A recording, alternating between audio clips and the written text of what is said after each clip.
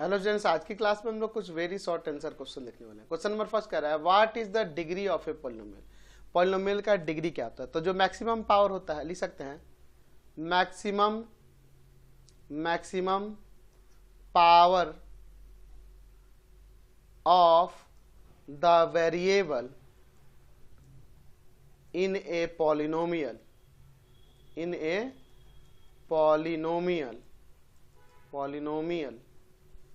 is called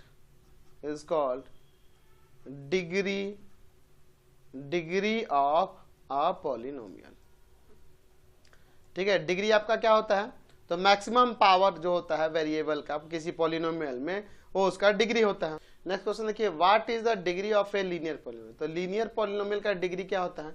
तो वो 1 होता है। लिख सकते हैं degree of a linear polynomial equal to में 1। समझ गए? नेक्स्ट क्वेश्चन पूछ रहा है what is the degree of a quadratic polynomial. Quadratic polynomial का डिग्री 2 होता है। तो लिख सकते हैं degree of a quadratic polynomial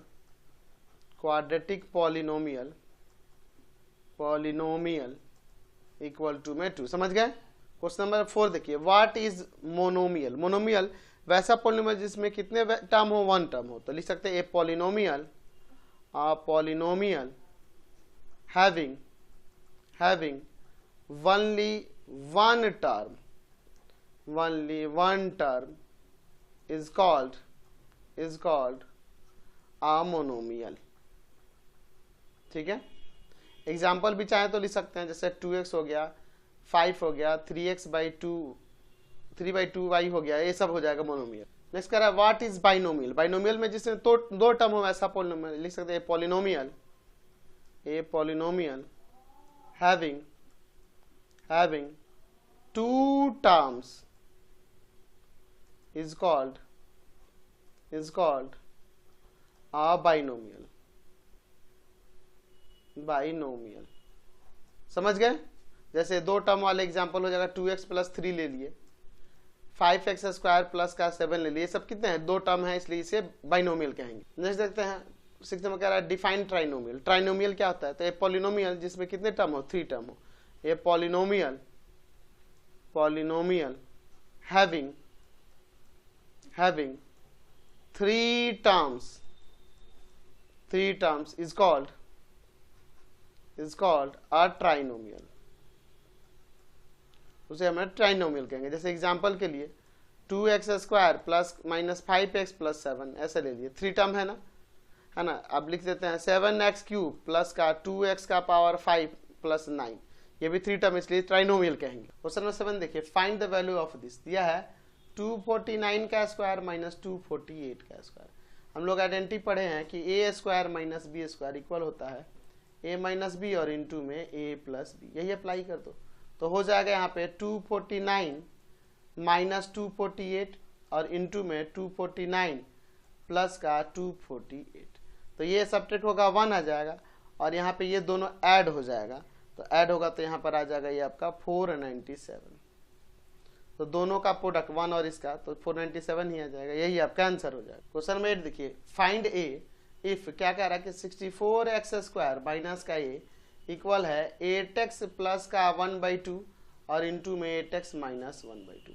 एक आइडेंटिटी आपको याद होनी चाहिए, a + b और इंटू a - b हो तो ये इक्वल हो जाता है a² - b²। तो यहाँ देखो 64x² - 2 इक्वल है, यहाँ पे देखो प्लस माइनस में है, तो यहाँ पे हो जाएगा 8x का स्क्वायर और -1/2 का स्क्वायर। तो 64x² - a इक्वल हो जाएगा ये 64x² आ जाएगा यहाँ से, और -1/4 आ जाएगा, ये इससे cancel. -a equal to -1/4, minus cancel हो जाएगा, तो a का वैल्यू यहाँ 1/4 आ जाएगा। समझ गए? क्वेश्चन नंबर 9 देखिए, if x - 1/x equal to 0 find the value of x का पावर 4 प्लस 1/x का पावर 4। हमारे पास दिया है x - 1/x इक्वल टू में 0, हमें इसका वैल्यू निकालना है। एक काम करो, पहले x² प्लस में 1/x² का वैल्यू निकालो। तो इसको हम लोग ऐसे नहीं सकते हैं, हम लोग याद होना चाहिए आपको, आइडेंटिटी मैंने बता रखा है a² + b², a - b का होल स्क्वायर और प्लस में 2ab, यह होता है ना। तो इसके अकॉर्डिंग यहाँ नहीं लिख सकते x - 1/x का होल स्क्वायर प्लस में 2 इंटू में x इंटू में 1/x, तो ये इससे कैंसिल हो जाएगा। इसका वैल्यू 0 है तो 0 का स्क्वायर प्लस में 2, तो यानी 0 का स्क्वायर 0 और 2 ऐड होगा तो 2, यानी हमें x square plus 1/x square का वैल्यू 2 आ गया। हमें यहाँ x का पावर 4 प्लस 1/x का पावर 4 चाहिए। एक काम करो, इसे ऐसे नहीं सकते हो, एक्स स्क्वायर का स्क्वायर और प्लस में 1/x स्क्वायर का स्क्वायर, तो यहाँ फिर से a square plus b square वाला आइडेंटिटी लगा दो, तो क्या हो जाएगा x square plus 1/x square का होल स्क्वायर और माइनस 2ab, यानी कि x square into x square. एक और ये आइडेंटिटी होता है, यहाँ मैं लिख देता हूँ कि a square plus b square equal होता है a प्लस b का होल स्क्वायर और माइनस 2ab के, तो यही मैंने यहाँ अप्लाई किया, यही से कैंसिल। इसका वैल्यू कितना है 2 है, 2 का स्क्वायर माइनस 2, 2 का स्क्वायर 4 में से 2 गया, 2 आ गया, एक्स का पावर 4 प्लस 1/x का पावर 4 का वैल्यू। क्वेश्चन नंबर 10 देखिए, if px equal to x square minus का 2√2x plus 1, find the value of p root 2√2। हमारे पास p x इक्वल टू में दिया है x square minus 2√2x plus 1।